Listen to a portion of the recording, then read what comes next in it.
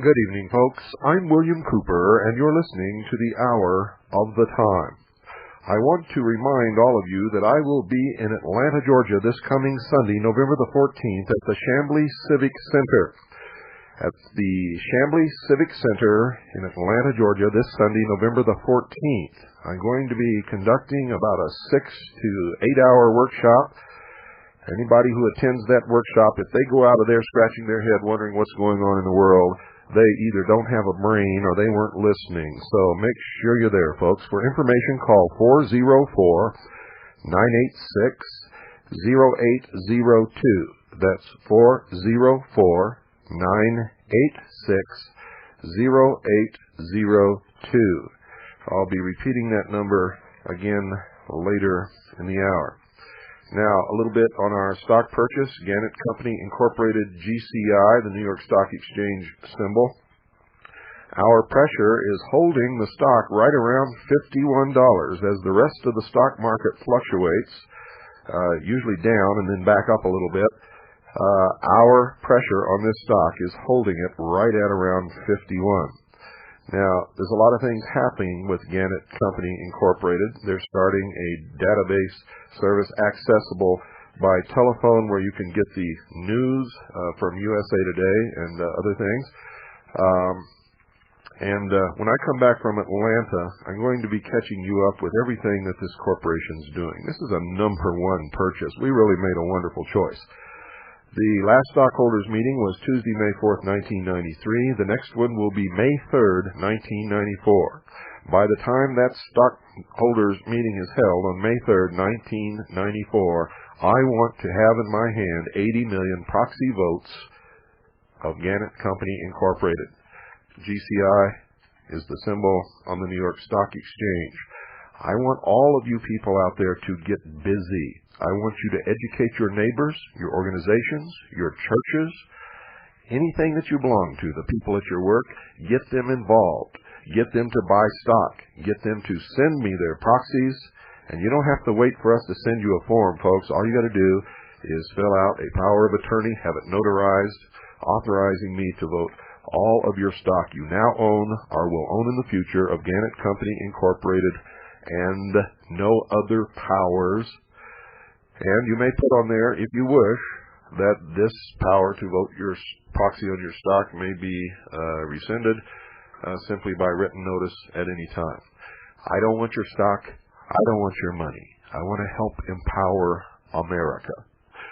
If we can educate the American people through the establishment news media that they're used to reading, the television stations they're used to seeing, and the radio shows that they're used to listening to on AM and FM, we can win this battle. We cannot win it.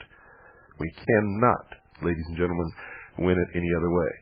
If it comes to taking up arms, it will take years and years and years of fighting, a guerrilla warfare, and the outcome is uncertain, to say the least. You can listen to Bobo Grits if you want to as he stands up and tells you that you don't have to do anything, that you don't have to prepare because it's already been written who's going to win. But don't cry to me. Don't cry to me when you see your family suffering, when you see your children hauled off to God knows where and you never see them again. You see your wife stripped naked in front of you and all of her bodily orifices searched. Don't tell me that it's already been written.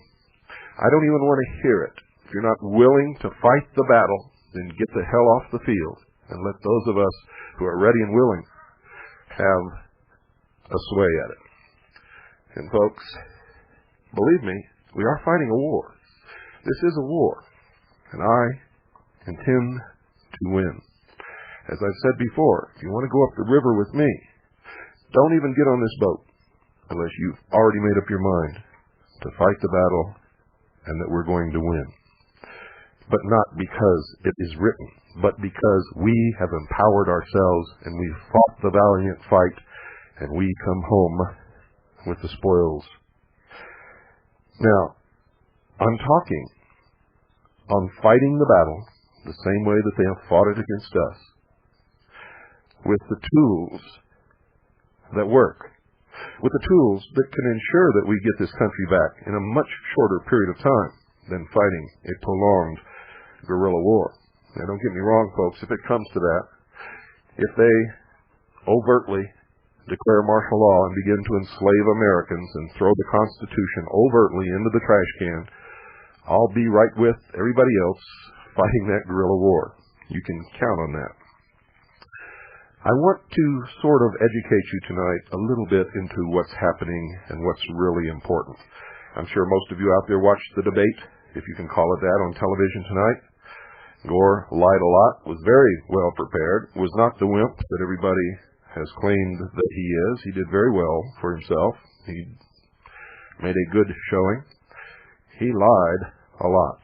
Perot lied a little, and he looked very bad. And Gore sort of used some dirty tactics and didn't explain to the sheeple just exactly what it meant, and neither did Perot adequately explain what he was talking about. You see, folks, H. Ross Perot is a businessman. He owes his whole fortune to the Rockefeller family when they gave him a computer contract with the state of New York with no opposing bidders in a state where there's no such thing as opposing bidders. So we know that the Rockefeller family owns H. Ross Perot. There's no doubt of that.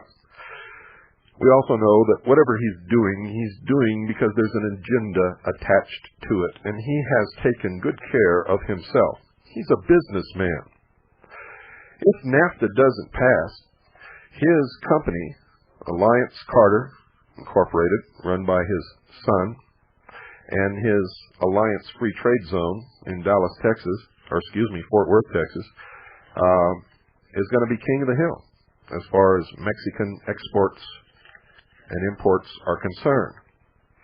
If NAFTA does go through, for the same reason, H. Ross Perot is going to have a larger than normal share of the piece of pie. He's covered himself on both ends. It doesn't matter to him whether he wins or loses. And he was always for NAFTA, just as Vice President Gore made the point tonight on the debate, until he ran for president and got the feedback from the people that they didn't want on NAFTA. So he's covered himself on both ends, and it really doesn't make any difference to him or his family if NAFTA goes through or not. And all the time, he's collecting the political points with the common man, the worker, who will probably vote for him if he runs for president, and God help us all if he ever wins. You want to see the quickest emergence of the return of the Messiah who was known as Hitler? Just elect H. Ross Perot to run this country, and you will see it real quick. Now, I'm not sticking up for Al Gore. Almost everything Al Gore said tonight was a lie, deception, or a half-truth. He's not concerned with anything except bringing socialism to the United States of America and fulfilling the agenda of the Communist Manifesto written by Karl Marx. And that is, they must destroy the middle class. Free trade, according to Marx, creates conflict among the classes and brings the classes down to the lowest common denominator, which is the pay or the standard of living of the average citizen in Mexico. Remember that. And Mexico is controlled by Freemasons. And if you listen to Tom Valentine, you heard him one night explain to you how that works. One party is controlled by the York Rite. The other party is controlled by the Scottish Rite. Everyone thinks that they're warring against each other, and therefore the Masons couldn't possibly be in control or be a part of any conspiracy. Oh, no. But, you see, it doesn't matter which party wins. Freemasonry is always in control in Mexico. Tom Valentine was trying to use that as an example of how Freemasonry couldn't possibly be part of any conspiracy. And he didn't talk about Freemasonry in the United States. He used as an example Freemasonry in the country of Mexico. Because, you see, he's sworn to protect his brothers in the craft. Now, I'm going to read to you from my book, ladies and gentlemen. Those of you who have already read my book, listen carefully, because most people who read my book don't really understand everything that they've read. The book is 500 pages long and is chock full of so much information that sometimes you have to read one page over and over again to understand just what's on that one page, much less all the other pages in the book. Now I'm going to read to you about 2 1/4 pages from my book beginning on page 47, and this should give you a little better understanding of what is happening. An ideal industry may be symbolized electronically in various ways. The simplest way is to represent a demand by a voltage and a supply by a current. When this is done, the relationship between the two becomes what is called an admittance, which can result from 3 economic factors: 1, hindsight flow; 2, present flow; and 3, foresight flow. Foresight flow is the result of that property of living entities to cause energy or food to be stored for a period of low energy, that is, a winter season. It consists of demands made upon an economic system for that period of low energy, the winter season. In a production industry, it takes several forms, one of which is known as production stock or inventory. In electronic symbology, this specific industry demand, a pure capital industry, is represented by capacitance, and the stock or resource is represented by a stored charge. Satisfaction of an industry demand suffers a lag because of the loading effect of inventory priorities. Present flow ideally involves no delays.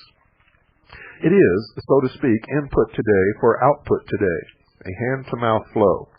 In electronic symbology, this specific industry demand, a pure use industry, is represented by a conductance, which is then a simple economic valve, a dissipative element. Hindsight flow is known as habit or inertia. In electronics, this phenomenon is the characteristic of an inductor.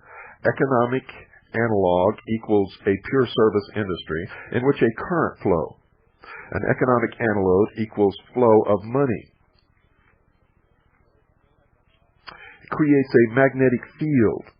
Economic analog equals active human population, which, if the current flow or money flow begins to diminish or collapse, war to maintain the current or flow of money and energy.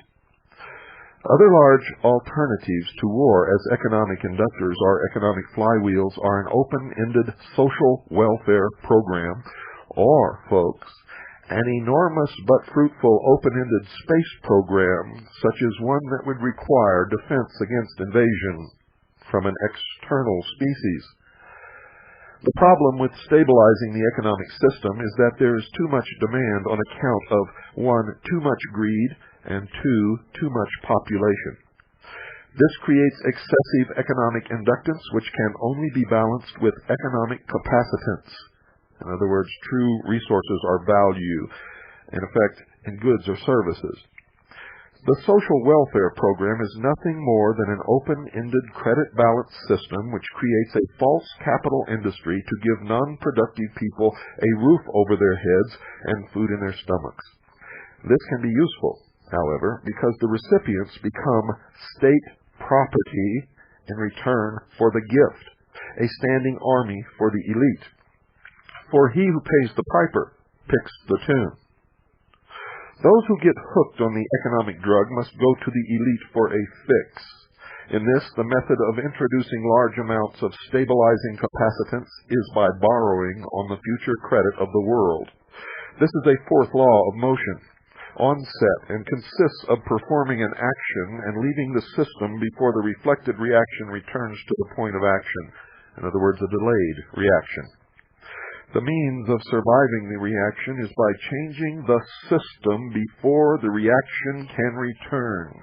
By this means, politicians become popular in their own time, and the public pays for it later. In fact, the measure of such a politician is the delay time. The same thing is achieved by a government by printing money beyond the limit of the gross national product, an economic process called inflation. Now remember that inflation is only the act of printing money in excess of gross national product. They could blame it on the price of widgets or oil, only because you, the sheeple, never knew the real cause. The real cause and the only cause of inflation is the printing of more money beyond the gross national product, or making more credit available where money does not exist. This puts a large quantity of money into the hands of the public and maintains a balance against their greed. It creates a false self-confidence in them and for a while stays the wolf from the door. They must eventually resort to war to balance the account, because war ultimately is merely the act of destroying the creditor, and the politicians are the publicly hired hitmen that justify the act to keep the responsibility and blood off the public conscience. If the people really cared about their fellow man, they would control their appetites, greed, procreation, etc., so that they would not have to operate on a credit or welfare social system which steals from the worker to satisfy the bum. Since most of the general public will not exercise restraint, there are only two alternatives to reduce the economic inductance of the system. Number one, listen closely. Number one, let the populace bludgeon each other to death in war, which will only result in a total destruction, eventually, of the living earth. Number two, take control of the world by the use of economic silent weapons in a form of quiet warfare, and reduce the economic inductance of the world to a safe level by a process of benevolent slavery and genocide. The latter option has been taken as the obviously better option. At this point, it should be crystal clear to the reader why absolute secrecy about the silent weapons is necessary. The general public refuses to improve its own mentality and its faith in its fellow man. It has become a herd of proliferating barbarians and, so to speak, a blight upon the face of the earth, if you will, sheeple. They do not care enough about economic science to learn why they have not been able to avoid war despite religious morality, and their religious or self-gratifying refusal to deal with earthly problems renders the solution of the earthly problem unreachable by them. It is left to those few who are truly willing to think and survive as the fittest to survive, to solve the problem for themselves as the few who really care. Otherwise, exposure of the silent weapon would destroy our only hope of preserving the seed of future true humanity. Ladies and gentlemen, I hope this shocks you. It should shock you. You see, that's only 2¼ pages from my book, ladies and gentlemen, and it's right in the beginning. Right in the beginning. Experience, folks, and this is from page 56, experience has proven that the simplest method of securing a silent weapon and gaining control of the public is to keep the public undisciplined and ignorant of basic systems principles on the one hand, while keeping them confused, disorganized, and distracted with matters of no real importance on the other hand. This is achieved by, number one, disengaging their minds, sabotaging their mental activities, providing a low-quality program of public education in mathematics, logic, systems, design, and economics, and discouraging technical creativity. Number two, engaging their emotions, increasing their self-indulgence and their indulgence in emotional and physical activities by A, unrelenting emotional affrontations and attacks, mental and emotional rape by way of constant barrage of sex, violence, and wars in the media, especially the TV and the newspapers. B, giving them what they desire in excess, junk food for thought, and depriving them of what they really need.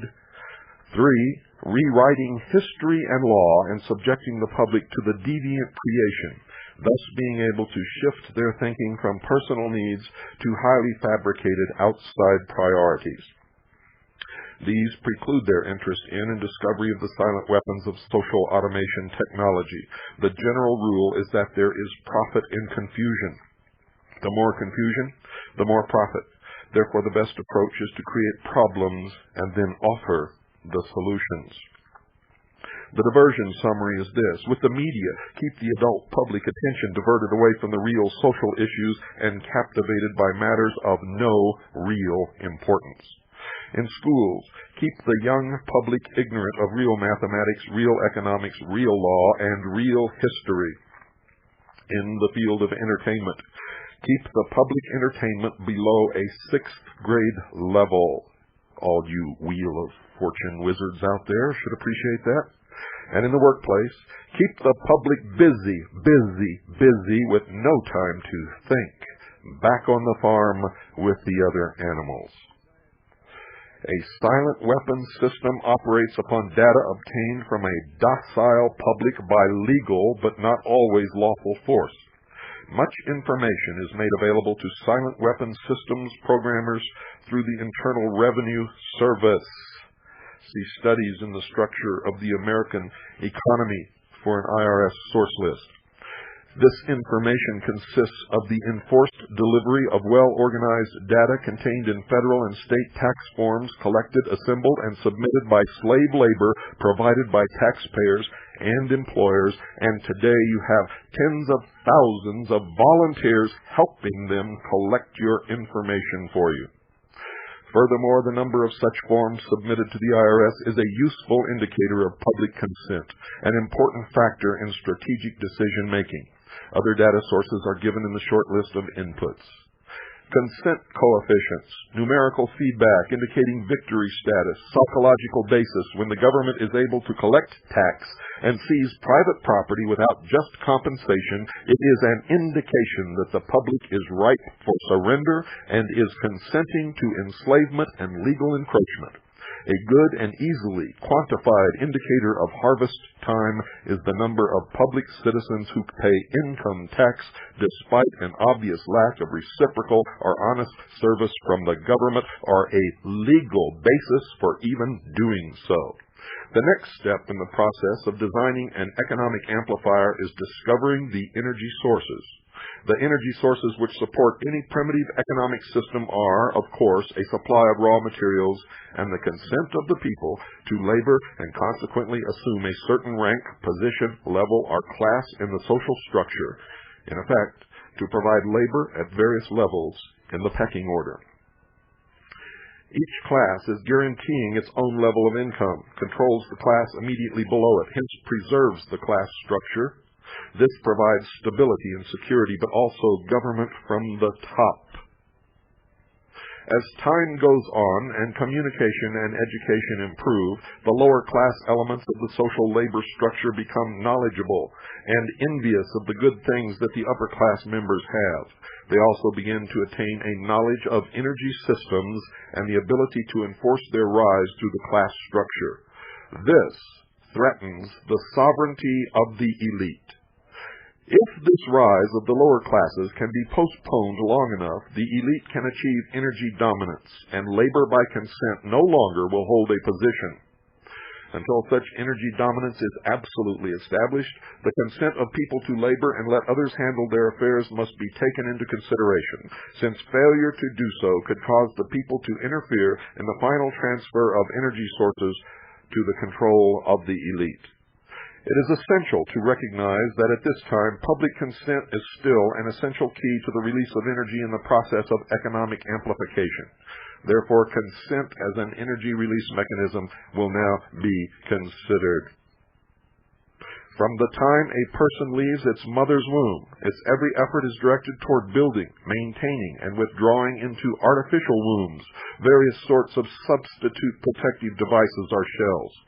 The objective of these artificial wombs is to provide a stable environment for both stable and unstable activity, to provide a shelter for the evolutionary processes of growth and maturity, in effect survival, to provide security for freedom, and to provide defensive protection for offensive activity. This is equally true of both the general public and the elite. However, there is a definite difference in the way each of these classes go about the solution of problems. The primary reason why the individual citizens of a country create a political structure is a subconscious wish or desire to perpetuate their own dependency relationship of childhood. Simply put, they want a human God to eliminate all risk from their life, pat them on the head, kiss their bruises, put a chicken on every dinner table, clothe their bodies, tuck them into bed at night, and tell them that everything will be all right. That everything will be all right when they wake up in the morning. This public demand is incredible. So the human God, the politician, meets incredibility with incredibility by promising the world and delivering nothing. So, ladies and gentlemen, who is the bigger liar? The public or the Godfather? This public behavior is surrender born of fear, laziness, and expediency. It is the basis of the welfare state as a strategic weapon useful against a disgusting, and I'll say that again, against a disgusting public. Most people want to be able to subdue and or kill other human beings which disturb their daily lives, but they do not want to have to cope with the moral and religious issues which such an overt act on their part might raise. Therefore, they assign the dirty work to others, including their own children. Remember when you patted your children off and sent them to the Gulf to fight a war which had nothing to do with the United States of America? And so you kept the blood off of your own hands. They rave about the humane treatment of animals and then sit down to a delicious hamburger from a whitewashed slaughterhouse down the street and out of sight. But even more hypocritical, they pay taxes to finance a professional association of hitmen collectively called politicians and then complain about corruption in government. Again, most people want to be free to do things, to explore, etc., but they are afraid to fail. The fear of failure is manifested in irresponsibility, and especially in delegating those personal responsibility to others where success is uncertain or carries possible or created liabilities in law which the person is not prepared to accept.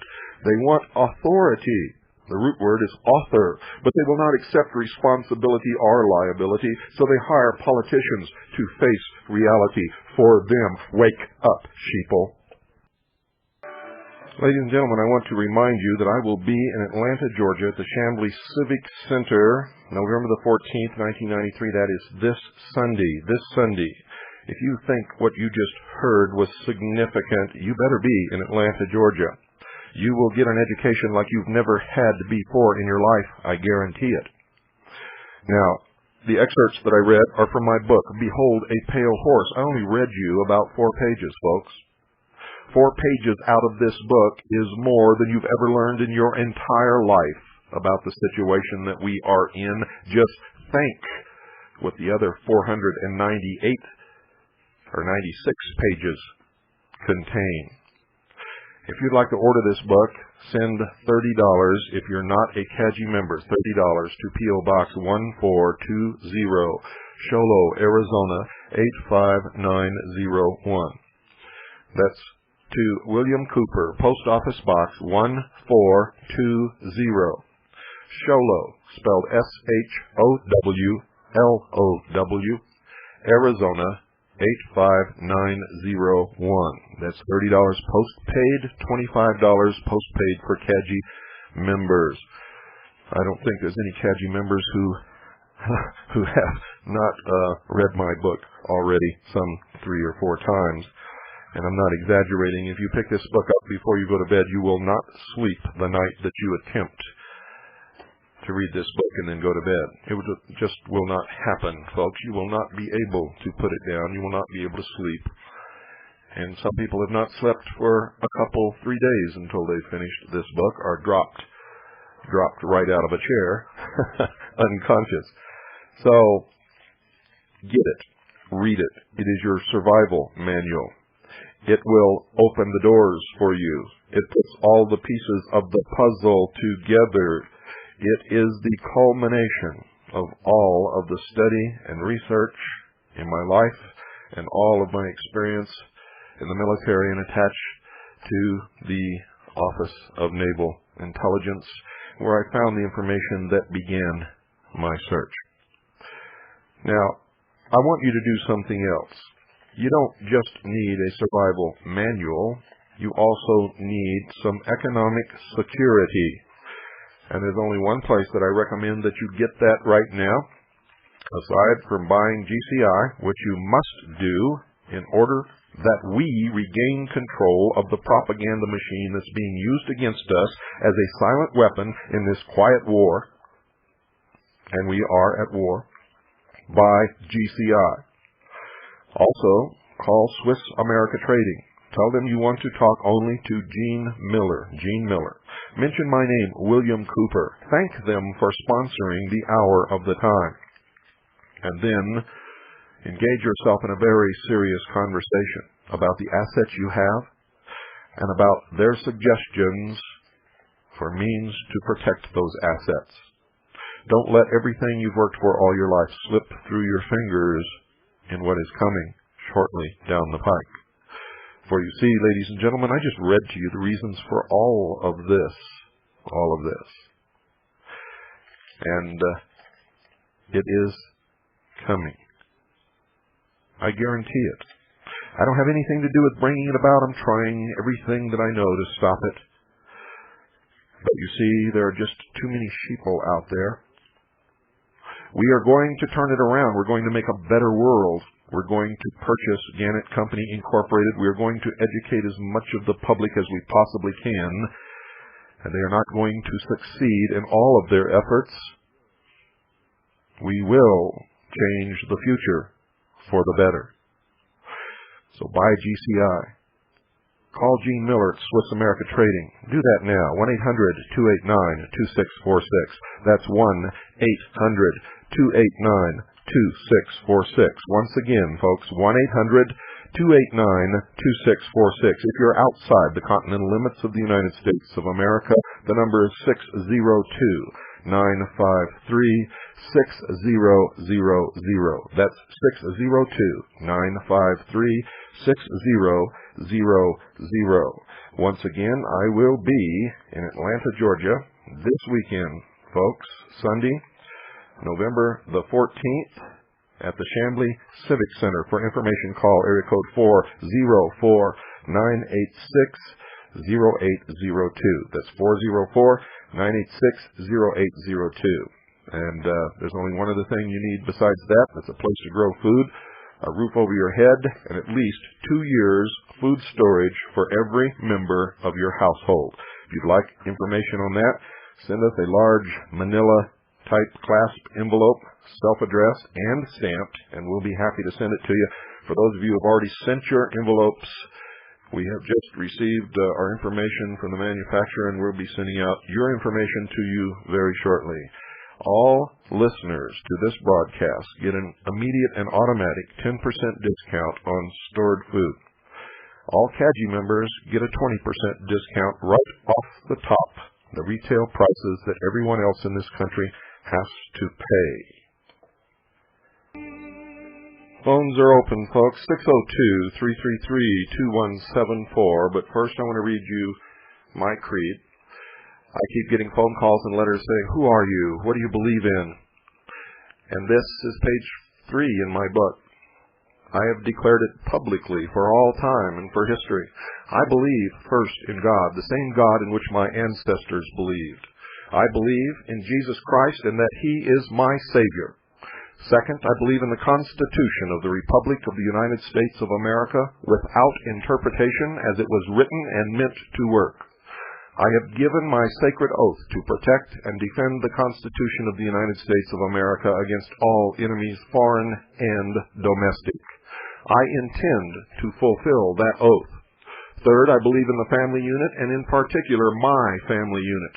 I have sworn that I will give my life if it is required in defense of God, the Constitution, or my family. Fourth, I believe that any man without principles that he is ready and willing to die for at any given moment is already dead and is of no use or consequence whatsoever. Good evening, you're on the air. Well, it looks like he took a jump. Phone lines are open, folks, and Carolyn's here in studio. 602-333-2174. Good evening. You're on the air. Yeah, I read that you said your book was banned by the government.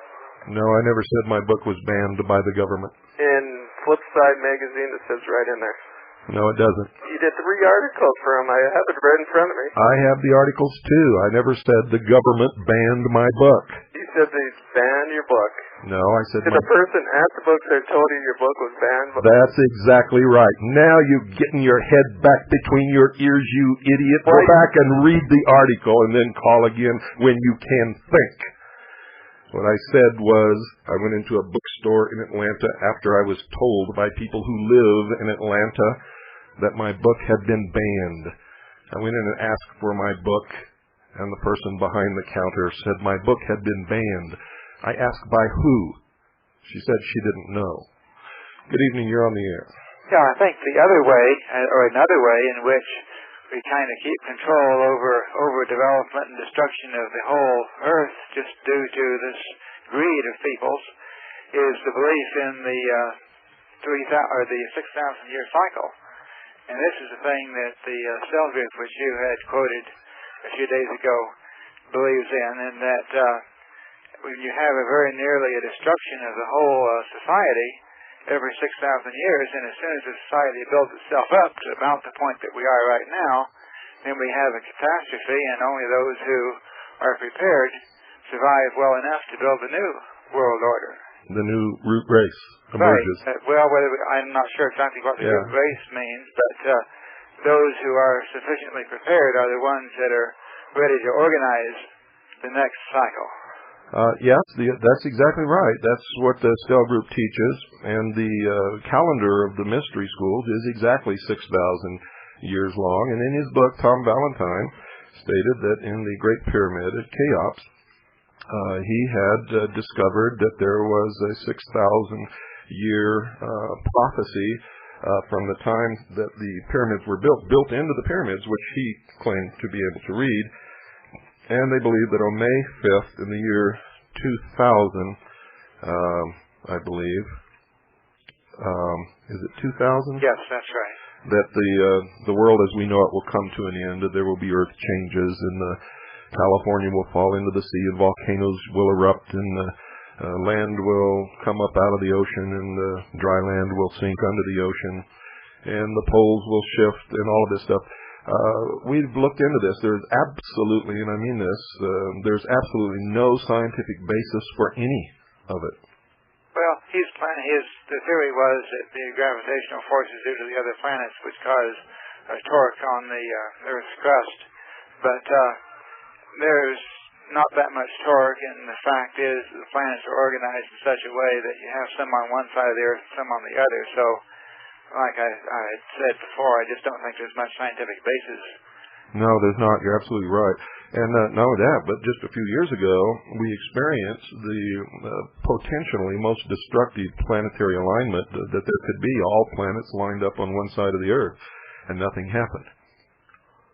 Well, I'm not really sure if that at that point, if there was any more gravitational force due to the planets than we will be getting in the year 2000, but the fact is that those forces are so tiny that most astronomers just kind of said, it's just there's no significance at all in either event. You're right. Now, I was looking, though, in this Stell letter, which you had quoted a couple days ago, and I thought it might be worthwhile quoting down a bit farther in this and see what comments you would have on that. This is the May 79 issue, which you had quoted some from. And continuing this, he says that the Brotherhood's program for teaching mankind is a two-pronged approach. First, science and technology are important in order for mankind to be able to meet its need for food, clothing, housing, energy, and medical care. And secondly, a philosophy based on ultimate truth is important so man may live in a state of freedom, justice, economic balance, and the real happiness that comes from understanding man's relationship to the universe while living in accordance with his inner human nature. The Brotherhoods find it absolutely essential that you take charge of your own life and become thoroughly aware that you are responsible for everything that happens to you. You must not surrender your self-determination to spirit entities, to mediumship, or eschew self-government by allowing bureaucrats, dictators, or gurus to have power over you. Your egotic growth depends upon you having the freedom to decide your fate and to experience directly the consequences of your own decisions and efforts. Your critical analysis must be applied to everything you encounter. Okay. That's the mystery school line. That's what the people on the bottom of the pyramid are told. As you go up through the ranks in the ladder, though, you find out that that is not what is happening. In the case of the Stell group, they're relying on the people in the bottom of the pyramid to provide the moving force that makes it all possible. Then why are they in the process of enslaving humanity? Well, all I can tell you is that... I call that the telltale pause. Well, all I can really tell you is that from the standpoint of the Stell group, the time frame, they have to get this whole thing put together by the year 2000. That's what they're all working for. But in the year 2000, it will be a one-world totalitarian socialist government where the common man is enslaved. No one will be free. They like to talk about freedom, liberty, fraternity, equality. But every time they come to power, that is not what happens. I'm not sure, though, if you can group all of these into one. Oh, yes. At the highest level, they are all known collectively as the Illuminati, those who are illumined, the bearers of the light. The light of what? The light of the sun, the light, Lucifer. They believe in the Luciferian philosophy. Well, I know that you take all of this from the ancient religions of Babylon. No, I take that directly from the mouth of the man who founded the Stell group. Well, he stated publicly and wrote that he was revealing that the God of the Stell group and of the Brotherhood is Lucifer. Where can you find that kind of reference? It just sounds alien to everything that I've read about the Stell group. As I've said many times on this program, if you're at the bottom of this pyramidal structure of organization, that's what you get. That's what you get, yeah. You can get that from a book called The New World Order by A. Ralph Epperson, which you can get at any reputable bookstore, or you can order it from Publius Press in Tucson, Arizona. I don't have the number right here, but you can call the Tucson or the Arizona operator and ask for Publius Press in Tucson and talk to Ralph about his book. Okay, well, I think that's the only thing I had about this. I was thinking, though, that if we look at religions which go pre-Babylonian, that we see, religions which have not gone through Babylon. For example, the religions in, say, the North American Indians or the Australian Aborigines, which believe in a non-centralized authority. They practice a non-centralized authority, and they believe in not exploiting the earth just because they live according to the laws of nature is what it's called. Right. Yeah. I've got to let you go. You've been on much longer than you should be, but I kept you on because you had some good things to say and some good comments and questions, and I think this conversation was very worthwhile. Thank you for calling. Thank you. 602-333-2174. Good evening. You're on the air. Hello? Hello, Bill Cooper. Hello. Hey, this is Billy Goodman. Hi, Billy. How are you? I'm doing fine, my friend. How about yourself? Good. It's a little strange me calling you live on the air, huh? Yeah, it is. Going back a number of years, you were calling me on my radio program. That's true. Anyway, I thought I would just call and say hello to you, and I understand that there was a little birthday party going on last night. Yeah, it was Annie's birthday yesterday. Happy birthday to Annie. Thank you. And also, I could tell your listening audience, I don't know if they're aware of this or not, but I'm on every night immediately following you on another frequency on the same radio station, which is very strange when it comes to shortwave radio. I don't really understand how that works yet. But for the same company, basically, number one. And number two, you have the same sponsor as I have. That's correct. So I thought I would just tell the folks that when they, when you're off and you say good night to everybody, maybe they'd like to come on over and join me at 5.810. I think we kind of carry the same theme. We're very similar to it. I thought you were on 7435. I'm sorry. I get so confused. I was on the 5.810. Believe me, I've gone through a lot of different frequencies. I feel like I'm full of frequencies. You're right. It's 7.435. And one more thing I would like to do, Bill Cooper, because I know how difficult it is to tell the people who you really are, where you come from, what your background really is. You can do it in your book and all that, but I would like to invite you on as a guest on my happening one night next week. Like when you're done with your program, you call me or I'll call you, and we'll let the people know who Bill Cooper is. Great. Love to do that. Sure. All right. I have my calendar in front of me. Do you have your calendar? Yeah, I got it. Now, tell the truth. On your calendar, what picture do you have? It's just the number 1. Oh, okay. So I have a horse. I won't be back in town, Billy, until probably the 18th. The 18th. 18th right. of November, yeah. How about if we put you on, because I know you're off Sunday night. Yeah. Would you like to come on Sunday night? Because I'm on Sunday night. Sure, that'd be great. We'll put Bill Cooper on as our guest, thinking him right here on the 21st. And you and I will talk between now and then. Okay. As far as time and calling and whatever we're going to do. And the audience can get to really know who Bill Cooper is. Everybody listening to you right now can come on over to 7.435. By the way, folks, that happens at the exact same time listening to Bill Cooper right now. On Sunday nights, I come on an hour earlier. So it'll be the exact same time listening to Bill Cooper right now all over the world, wherever you may be. I get confused with the time areas. I don't know about you, so. Anyway, I just thought I would call in and do that and just tell the folks a little bit about me being available after you before they go to bed at night. I'd like to have them hear what I have to say. I'm really getting into one of the main topics I'm dealing with, Bill, is the IRS. Oh, good. One of your favorites, right? It sure is. I mean, I've got to figure out how it is they've been getting away with this all these years. I don't know if you ever heard the man's name, Irwin Shipp. He's written a book called The Federal Mafia. Mm-hmm. Unbelievable. And he stops by every once in a while, calls in to tell us he's going to jail and everything else for what he believes to be true.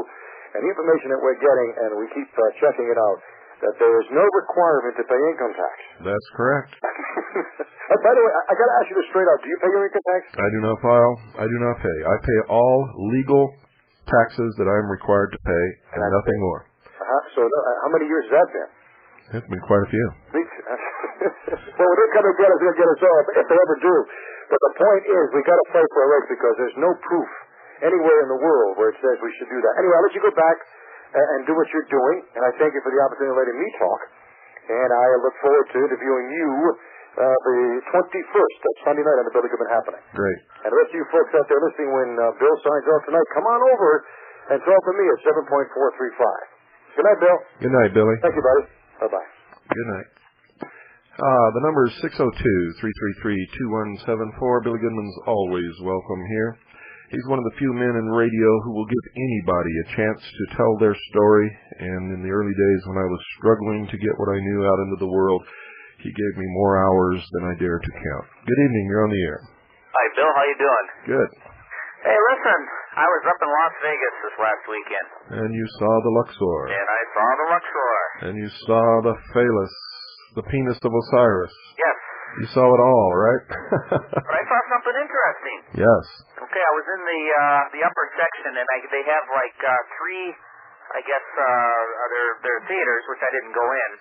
And one is, I guess they show like a movie in each one of them, and one is of the past, and I guess one shows, I guess, of the present, and then one shows of the future. Uh-huh. Okay. That's the one you want to see, by the way. Now, listen. In the front of the, in the entrance of it, with the future one, there's this huge black, almost like a granite black face in front of it, and then there was a huge symbol, and it was a symbol of the world, and the world was spread out as a flat map in the center of this symbol, and around the symbol it said Society for Global Transformation, and that was written around this large symbol in this doorway. Now, do you know anything about that? Well, I'll tell you what you were participating in there. The Luxor was built as a temple of initiation for the sheeple into the New World Order as they passed through Las Vegas in their quest to satisfy their greed. Well, hey, they got a really good cafe in there. I bet they do. I bet they got really good everything in there. I mean, they have a little river that goes around in the inside, and they have a boat, and people. Yeah, you know what that is? It's the River Styx. And that goes all the way around, I guess, the interior perimeter of it. And the whole center is wide open, and when you stand in the center, you can actually look up to the apex. And see the light. Yeah, well, you can't see the light from the inside. You mean they don't have a big light up there in the center? Not in the inside, but on the outside, the whole apex is like a gigantic reflector. And yeah, I guess they can. I heard that the astronauts saw it from outer space, and you can also. I guess I heard you can see that light in Los Angeles from there. Yeah. But the whole apex is an actual reflector. The New World Order is ushering in the new dawn of the new root race of the New World Order. You can see this on Bill Griffith's business cards. Bill Griffith is with the Constitution Foundational Association. On his business card, it says, "A new dawn for Texas corrections." Then there's a picture of the state of Texas with the rising sun over the panhandle. But I was just curious what that society, that symbol, have you ever heard of that, the Society for Global... Yeah, yeah. It's to transform people into accepting their servitude in the New World Order.